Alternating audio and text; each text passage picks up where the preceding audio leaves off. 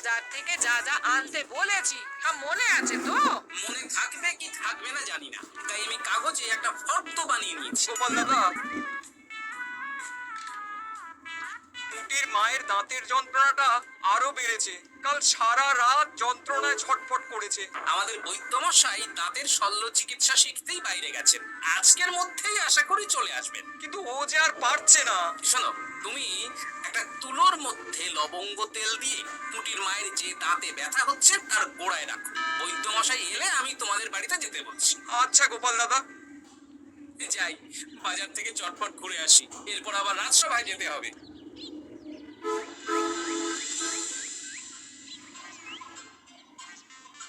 উফ, কি গরম রে বাবা, ছাতা নিয়ে বেরোলে ভালো হতো। এই তো সামনে আখের রস বিক্রি হচ্ছে, একটু আখের রস খাই, শরীরটা বেশ চাঙ্গা লাগবে। ভাই, আখের রস কত করে দিচ্ছ? 1 ভাঁড় 10 আনা গোপাল দাদা। দাও দেখি 1 ভাঁড়। এই যন্ত্রটা কিন্তু দারুণ। ওই আমাদের রাজ্যের বিজ্ঞানী মশাইয়ের অবদান।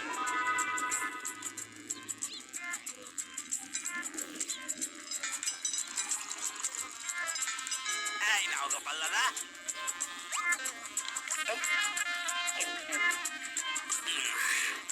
আহ, শান্তি। এই নাও ভাই, তোমার 10 আনা।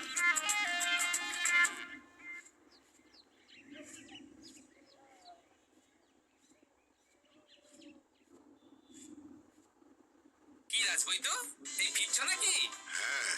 এতদিন আমি দাঁতের চিকিৎসার ব্যাপারে তেমন কিছুই জানতাম না, এবার সব শিখে এসেছি। ভালোই করেছো, তুমি একেবারে প্রথম রোগীকে দেখে তারপর রাজসভায় এসো। প্রথম রোগী? পুটির মা গো, কালকে সারা রাত যন্ত্রণায় ঘুমোতে পারেন। আরে আর বলো না, কদিন আগেই পুটির মাকে নিয়ে পুটির বাবা আমাদের বাড়িতে এসেছিল। দেখলাম ওই বাড়ির দাঁতে বিস্তর সমস্যা। সেই জন্যে দাঁতের শল্য চিকিৎসা শিখতে চলে গেলে? ঠিক তাই, আমি ব্যথা কমার পথ্য দিয়ে এসেছিলাম। দেখি এবার দাঁতটা তুলেই দিতে হবে। তাহলে তুমিও পুটিদের বাড়িতে যাও, আমি বাড়িতে থলে রেখে আসছি। আজ না হয় দুজনে একটু দেরি করে রাজসভায় যাব। বেশ বেশ।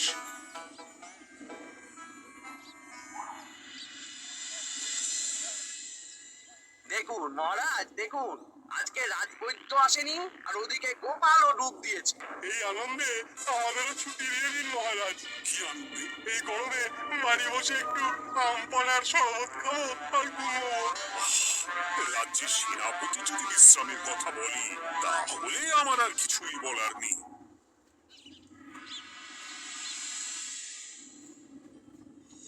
তো দাঁতটা পুরো পোকায় খেয়ে নিয়েছিল। এখন দুদিন কোনো কথা বলা যাবে না, শুধু জল বা তরল জাতীয় খাবার খাবে।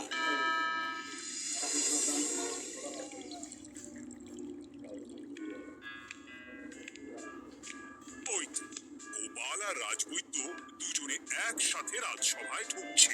রাজবৈদ্য মশাই ওনার জীবনের প্রথম শল্য চিকিৎসা করছিলেন, তাই আমিও দেখছিলাম। তা কি রাজবৈদ্য, সফল হয়েছ? হ্যাঁ মহারাজ, পুটির মায়ের একটা মাড়ির দাঁত পোকায় খেয়ে নিয়েছিল, সেটাই তুলে দিলাম। ভালোই হলো, আমাদের রাজ্যে কোনো দাঁত তোলার বৈদ্য বা চিকিৎসক ছিল না। এখন তুমি সাধারণ রোগ ব্যাধি নিরাময়ের সাথে সাথে দাঁতের চিকিৎসাও করবে। কিন্তু মহারাজ, একটা যে সমস্যা আছে। আবার কি সমস্যা? আমি যে দাঁতের শল্য চিকিৎসা করি, এটা তো আর রাজ্যবাসী জানে না। তাই কতজন আর আমার কাছে আসবে সে নিয়ে আমার সন্দেহ আছে। মানে তুমি চাইছো যাতে তোমার কাছে বেশ কিছু রোগী তাড়াতাড়ি আসুক, যাতে তুমি অনুশীলনও করতে পারো, তাই তো? একদম ঠিক ধরেছেন মহারাজ। কাজ না করলে হাত পাকাবো কি করে? তাহলে ভেড়া পিটিয়ে বলে দিলেন তো হয়। এতে তেমন ভালো কাজ হবে বলে মনে হয় না। তা তুমি কি বলতে চাইছো গোপাল? প্রচার হবে, কিন্তু একটু অন্যভাবে। কিভাবে? আজ বিকেলে আমি রাজবৈদ্যর হয়ে প্রচার করব, শুনে নেবেন। বেশ।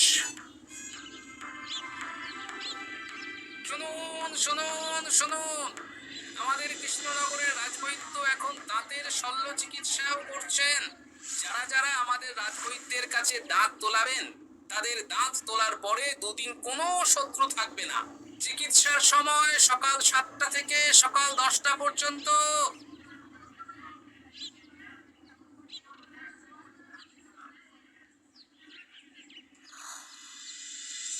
সব তুমি কি উল্টো পাল্টা কথা বলছো গোপাল? উল্টো পাল্টা না, আপনি দেখুন না আপনার বাড়িতে লোকজন আসে কিনা। আর কেউ যদি জিজ্ঞাসা করে যে এই রকম প্রচারের কারণটা কি, তাহলে বলবেন রাজসভায় আমার সাথে কথা বলতে আমি বুঝিয়ে দেব। বেশ।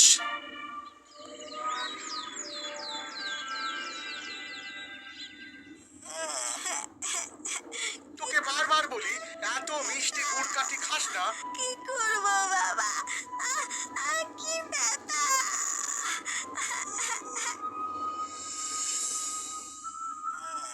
বাড়ি আছে নাকি বৈদ্য মশাই? হ্যাঁ, আছি আছি।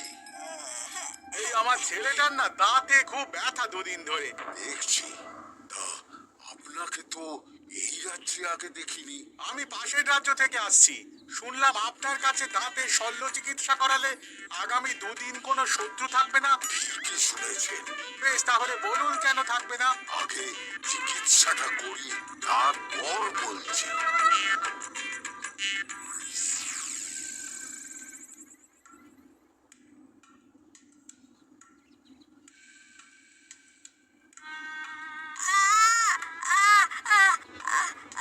আর চিন্তা নেই, এখন দুদিন কোনো কথা বলা যাবে না। এবার তো বলুন আমার ছেলের আগামী দুদিন কোনো শত্রু থাকবে না কেন? আজকে রাজসভায় চলে আসুন, ওখানে গোপাল এই প্রশ্নের উত্তরটা দিয়ে দেবেন। তা বৈদ্য, তোমার কাছে আজকে কেউ এসেছে? সকাল সকাল দাঁত তুলে এলাম মহারাজ। বাবা, একদিনের প্রচারই এই ব্যাপার? মহারাজ, মহারাজ, বাইরে কয়েকজন অপেক্ষা করছে, তারা গোপাল দাদার থেকে কিছু জানতে চায়। তাদের ভিতরে আসতে বলো।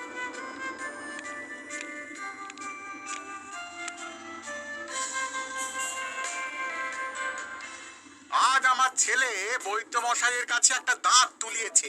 আমি জানতে চাই প্রচার অনুযায়ী আমার ছেলের নাকি আগামী দুদিন কোনো শত্রু থাকবে না, সেটা কেন বলা হয়েছে?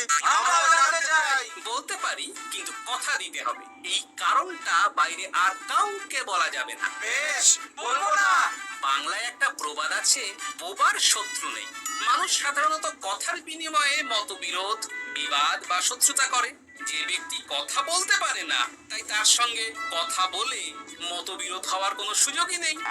মানে যার যার দাঁত তোলা হবে, তারা তো আগামী দুদিন কথা বলতে পারবে না। আর কথা না বললে কোনো বিবাদ হওয়ার ব্যাপার নেই। আর বিবাদ না হলে কারো সাথে শত্রুতাও হবে না। কি,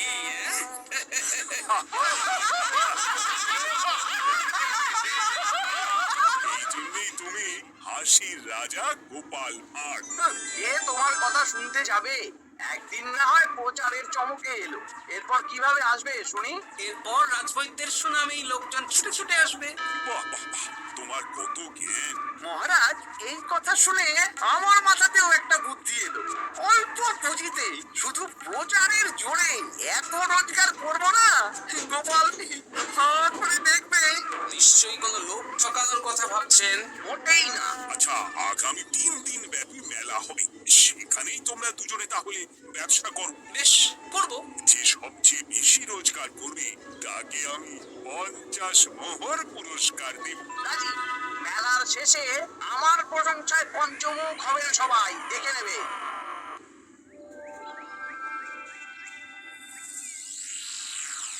খুব তো বড় মুখ করে বলে এলেন যে ব্যবসা করবেন মেলার মাঠে। তা আপনি কি ব্যবসা করবেন শুনি? ভাগ্য পরীক্ষার দোকান দেব। মানে? মানে আমি বিভিন্ন মেলায় দেখেছি যে একটা দোকানে নিচের দিকে হেলানো অবস্থায় একটা পাতলা কাঠের পাটাতন থাকে। সেই পাটাতনের উপরে 1 থেকে 6 অব্দি সংখ্যা লেখা থাকে, তাই তো? হ্যাঁ, যারা মেলায় ভাগ্য পরীক্ষা করতে আসবে তাদের ফাঁপা লোহার 6টা বল দেয়া হবে। যদি যদি ওই 6টা বলই 6 নম্বর লেখা খোপের মধ্যে ঢোকাতে পারে তাহলে প্রথম পুরস্কার পাবে। আমিও ওটারই দোকান দেব, কিন্তু শুধুমাত্র একটাই পুরস্কার থাকবে। 6টা বল 6 নম্বর খোপের মধ্যে ফেলে কেউ যদি 36 করতে পারে তাহলে সে পাবে 100 মোহর উপহার। আরে খেলা খেলার জন্য কত মোহর লাগবে? 1 মোহর। আপনি কিন্তু জেনে বুঝে বিপদ ডেকে আনছেন। একজন কেউ ফেলে দিলেই আপনার হাত থেকে 100 মোহর ফসকে যাবে। আরে মেলার ভিড়ে যদি আপনি পুরস্কার না দেন তাহলে জনতার একটা মারও ফসকাবে না। আরে সেই জন্যই তো তোদের পোষা। তোদের মধ্যে যে কোনো একজন ওই কাঠের পাটাতনের নিচে লুকিয়ে থাকবি। যখনই দেখবো কেউ 36 করে ফেলছে আমি গলা ঠাকরাবো আর তোরা কাঠের পাটাতনটা হালকা করে নিচ থেকে নাড়িয়ে দিবি। এটা তো দারুণ বুদ্ধি। কি বলছো? তুমি আখের রসের দোকান দেবে? হ্যাঁ, এই গরমে আখের রসের বেশ চাহিদা। তোমার বানানো ওই যন্ত্রের চাকা ঘোরাবো আর আমার ভাগ্যের চাকা ঘুরবে। সে ঠিক আছে, হ্যাঁ আমার কয়েকটা যন্ত্র বানানোই আছে, তুমি না হয় মেলায় ব্যবহার করো 3 দিন। ব্যাস, আর চিন্তা নেই। এবার শুধু জমিয়ে আখের রস বিক্রি করব, সাথে বিভিন্ন মশলা, বরফ আর পাতিলেবুর রস দেব।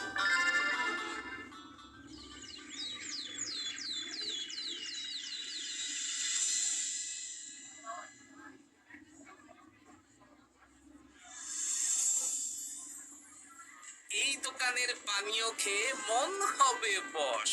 গোপাল ভাঁড় নিয়ে এসেছে ঠান্ডা আখের রস। আরে গোপাল দাদা, তুমি আখের রস বিক্রি করছো? ঠান্ডা আখের রস কত করে গো গোপাল দাদা? 1 ভাঁড় মাত্র 10 আনা। 6 ভাঁড় দাও। এক্ষুনি দিচ্ছি। আসুন আসুন আসুন, সবাই আসুন। আসুন আসুন আসুন, এদিকে আসুন, এদিকে আসুন, ভাগ্য পরীক্ষা করুন। 1 মোহরে 100 মোহর।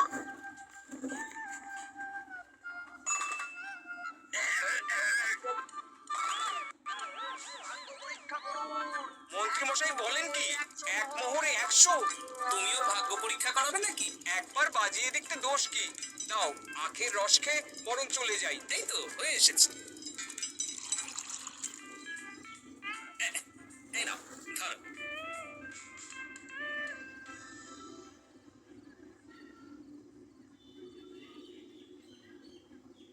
কি মন্ত্রী, ব্যবসা কেমন চলছে? ভালোই। আপনি একবার ভাগ্য পরীক্ষা করে দেখবেন নাকি মহারাজ? না না না, আমি এসবে নেই। জানি আপনার কাছে 100 মোহর নস্যি, তবুও 1 মোহরের বিনিময়ে চেষ্টা করে দেখুন না। আচ্ছা, এত করে বলছো যখন, দেখি। 1 মোহরে 6টা বল। বাবা বাবা বাবা, দেখুন মহারাজ চেষ্টা করে।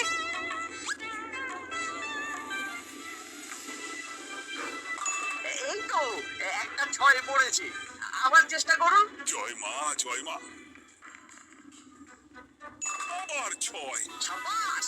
দেখুন হয়ে যেতে পারে, আর তো মাত্র 4টে বাকি। দেখি তৃতীয়টা। আরো 5, আবার 6। নিন খেলুন। এই যা, হলো না। আরেকবার প্রথম থেকে চেষ্টা করবেন নাকি মহারাজ?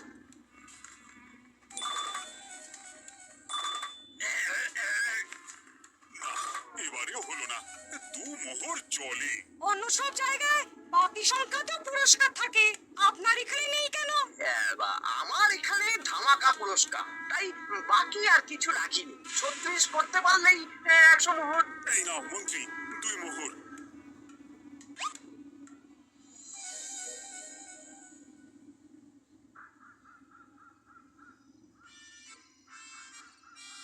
কি মন্ত্রী মশাই, আর তো মেলায় লোকজন নেই, বাড়ি যাবেন না? তুমি যাও না, আমি একটু পরে যাব। বেশ, আমি এগোলাম। গোপাল আর মন্ত্রী, তোমাদের কার কেমন রোজগার হয়েছে একদিনে? মহারাজ, কালকে আমার 7 মোহর 20 আনা রোজগার হয়েছে। আমার 70 মোহর, কিন্তু খরচ কিছুই হয়নি, কারণ কেউ 36 করতে পারেনি মহারাজ। আমি তো বলেছিলাম আমি যখন ব্যবসা করব গোপাল আমার ধারে কাছে দাঁড়াতে পারবে না। বেশ, এখনো তো আজ আর কাল দুদিন মেলার বাকি আছে। দুদিনেও আমার 2 কানা করিও খরচ হবে না, শুধুই রোজগার। গোপাল যতই প্রচার করুক আর যতই ভালো আখের রস বানাক না কেন, আমার ব্যবসাকে টপকাতে পারবে না। ঠিক আছে, আজকে আমি একবার ভাগ্য পরীক্ষা করে দেখবো। আমার দোকানে সুস্বাগতম। নাও সেনাপতি, চেষ্টা করে দেখো। তিন বল, আমিও সেনাপতির খেল দেখতে এলাম। প্রথম বল, এই যে গড়িয়ে গড়িয়ে গড়িয়ে 6 নম্বর, সাব্বাস সেনাপতি। আবার 6, তৃতীয়, চতুর্থ, পঞ্চম, আরেকটা ফেলতে হবে। নাও সেনাপতি। ষষ্ঠ বল, এই যা হলো না। এটা কি হলো? আবার চেষ্টা করো তো সেনাপতি। হ্যাঁ, 3টে হয়ে গেছে, এবার 4 নম্বর, এই যা 4 নম্বরে চলে গেল। চাই ব্যাপারটা কি? মন্ত্রী মশাই গলা খুসখুস করার পরের বলটাই পরপর 2 বার অন্য ঘরে পড়ল। নিশ্চয়ই কোনো রহস্য আছে। না, আজকে রাতে ব্যাপারটা দেখতে হবে। চলুন মন্ত্রী মশাই, পুরো মাঠ ফাঁকা, একা একা মশা মারবে নাকি? আমি পরে যাব, তুমি যাও তো। বেশ। ব্যাপারটা কি? আমাকে তো নজর রাখতে হচ্ছে। না, একটা গাছের পিছনে লুকিয়ে পড়ি, মন্ত্রী মশাই গেলে ওনার পিছু নেব। দেখুন মন্ত্রীমশাই, পরপর 2 দিন আমি পাটাতনের নিচে ছিলাম। আগামীকাল ঘটাকে থাকতে বলুন। বেশ, তাই হবে। আর অত জোরে গলা ঠাঁকাবেন না, কেউ যদি সন্দেহ করে ব্যাপারটা বুঝে যায় মুশকিল হয়ে যাবে। আরে কেউ বুঝবে না, অনেক রাত হলো, চল চল চল চল চল। আচ্ছা, এই ব্যাপার। তাই ভাবি 2 দিন ধরে একটাও কেউ পারলো না কেন? কাল আমিও মজা দেখাবো।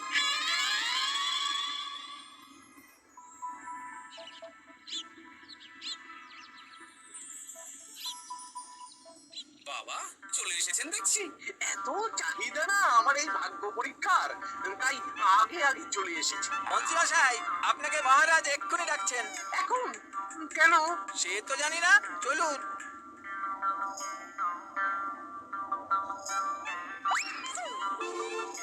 এই বেটা ঘটা, এবার বেরো। গোপাল দাদা, তুমি? আমি খুব চালাক ভেবেছিস না? মন্ত্রী মশাইয়ের খেলা আজকে শেষ। প্রহরী, একে ধরে নিয়ে যাও।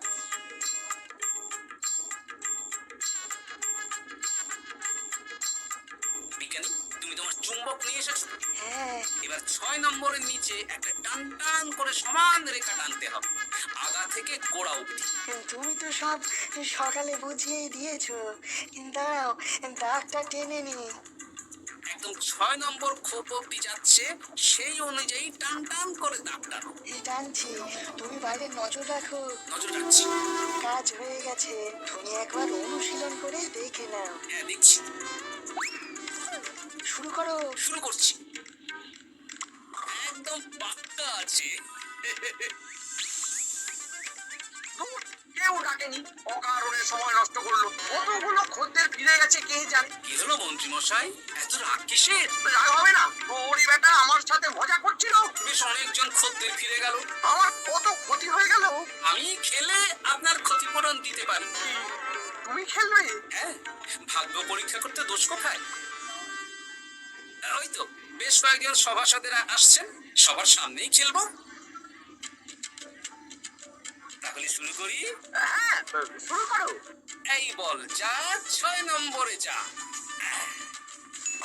বাস, গোপালের ফেলাবল তো গড়ালো না, সোজা 6 নম্বরে চলে গেল। এই দেখুন, আবার যাবে। বলকে আমি বলবো, বল কথা শুনবে। এই বল যা তো, 6 নম্বরে যা। আমার ছয়। আবার 6, আবার 6। দেখি এটা কি হচ্ছে। যা বল, এটাও 6 নম্বরে যা। আবার 6, 100 মোহর। হ্যাঁ? এটা কি করে হলো? দিন মন্ত্রী মশাই, 100 মোহর দিন। না, মানে মন্ত্রী, বলছি। আমি আবার খেলবো। ছয়। আবার ছয়। আবার 100 মোহর। আরে হ্যাঁ। এই ঘটা কি করছিসটা কি? ঘটা নেই মন্ত্রীমশাই, আমি আছি। আর আছে আমার চুম্বক। মানে মানে তোমার কারসাজি ধরা পড়ে গেছে মন্ত্রী। গোপাল আমাদের সব বলেছে। আপনি যেমন ছলনা করে ভাগ্য পরীক্ষার ব্যবসা করছিলেন, তেমনি গোপালও ছলনা করে আপনার ব্যবসা উল্টে দিল। তাহলে শেষমেশ কে জিতলো? হাসির রাজা, জ্ঞানীর রাজা, রসিক রাজা গোপাল ভাঁড়। হ্যাঁ, লোকের ভাগ্য পরীক্ষা করছিলাম আর আমারই দুর্ভাগ্য নেমে এলো।